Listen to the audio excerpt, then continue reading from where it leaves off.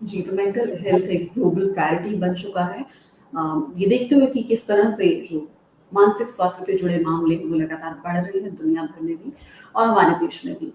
और ऐसे में आपने जिस तरह से कई बातों का ज़िक्र किया कि किस तरह से जो एम्प्लॉयर्स हैं, उन्हें एम्प्लॉइज़ की मेंटल हेल्थ का ध्यान रखना चाहिए, उस दिशा में काम करना चाहिए और ऐसी रिपोर्ट्स भी आती हैं, ऐसी रिसर्च भी आती है जिसमें बताया जाता है कि किस तरह से प्रोडक्टिविटी पर असर डाल रहे हैं, किस तरह से एम्प्लॉयर्स को नुकसान होता है जब जो एम्प्लॉयज़ हैं उनकी मेंटल हेल्थ अच्छी नहीं होती।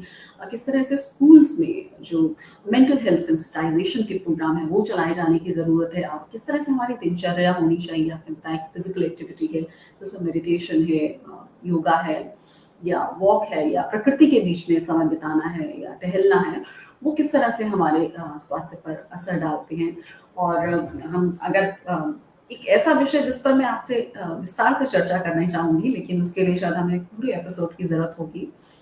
लेकिन अगर आप महिलाओं के मानसिक स्वास्थ्य पर अ, ये बताएँ कि क्योंकि महिलाएँ और पुरुषों के मानसिक स्वास्थ्य को अगर हम कंपेयर करें, तो परवरिश में ही या सोशलाइज़ेशन में भी उतनी मज़बूती नहीं दी जाती जितनी कि मिलनी चाहिए। तो बचपन से ही महिलाओं को किस तरह से उनका सोशलाइज़ेशन हो, किस तरह से उनकी ट्रेनिंग हो, किस तरह से सेंसिटाइज़ेशन हो महिलाओं के मानसिक स्वास्थ्य को लेकर कि आगे चल के किसी भी तरह की समस्याएँ ना आएँ। और ये भी कहा जाता है कि अ, जब इन महिलाओं की जो मानसिक समस्याओं को एड्रेस करने की बात आती है, तो वो पुरुषों की तुलना में कम एड्रेस होती हैं। अ, ये कंसेप्ट है कि महिलाओं का अगर आप देखें तो मानसिक स्वास्थ्य और पुरुषों का मानसिक स्वास्थ्य में बहुत अंतर है। पहले ऐसा होता था, लेकिन जी। अब रिसेंट रिसर्च को देखें तो पुरुषों का मानसिक स्वास्थ्य उतना ही खराब होता है जितना महिला का होता है, और महिलाओं का बहुत बार अच्छा होता है। कारण क्या है? अ, जैसे मान लीजिए इमोशनल एक्सप्रेशन है, तो इमोशनल एक्सप्रेशन अगर हम देखें तो फीमेल्स आर बेटर इनफैक्ट।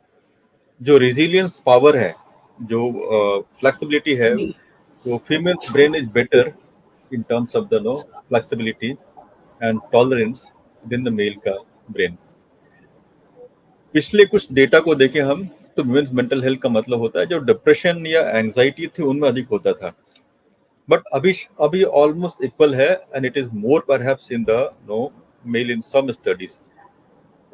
जहां तक अगर हम कुछ फैक्टर्स देखें, तो फीमेल्स में कुछ फैक्टर ऐसे हो सकते हैं, जैसे कि कुछ बायोलॉजिकल चेंजेस फीमेल का डिफरेंट होता है, जैसे कि मेंस्ट्रुएशन, पीरियड्स, तो उससे कुछ मूड चेंजेस होते हैं, कुछ रिफ्लेक्शन होता जी। है, कुछ स्लीपलेसनेस आता है उससे। these factors are there. Female has to do more perhaps balancing activities than the male, because role जो है मेल का शुरू से डिफाइंड है, बट अब उनका भी जो डिफाइंड रोल है धीरे धीरे टूट रहा है। फीमेल का जो डिफाइंड रोल था पहले, अब उस रोल से बाहर आ रही हैं, तो एक डिफरेंट चैलेंजेस आ रहा है, और ये अफेक्ट करता है आपके मूड के, आपके स्लीप को, और आपको आपके रिलेशनशिप के। इसलिए कि जो पहले चीजें डिफाइन थी अब डिफाइन नहीं है। पहले डिफाइन ये था कि आप घर में काम, मेल घर में काम नहीं करेगा, बाहर से काम करके आएगा, so he will earn the money, bread and butter, and female will do the household work. But things are now changing very fast. It has changed very fast. So naturally, it affects the feeling and thoughts and emotion. So दोनों में अगर आप ऐसे देखें, ऐसे नहीं आपको नहीं कर सकती हैं कि केवल फीमेल में ही है, तो there is a huge relationship issue. और रिलेशनशिप इशू पैथोलॉजिकल इसलिए हो जाता है कि नॉर्म जब टूटता है, जब जो ट्रेडिशनल जब टूटता है, तो क्या नॉर्म है पता नहीं चलता है कि कितना तक जी। करना चाहिए, कितना तक नहीं करना चाहिए।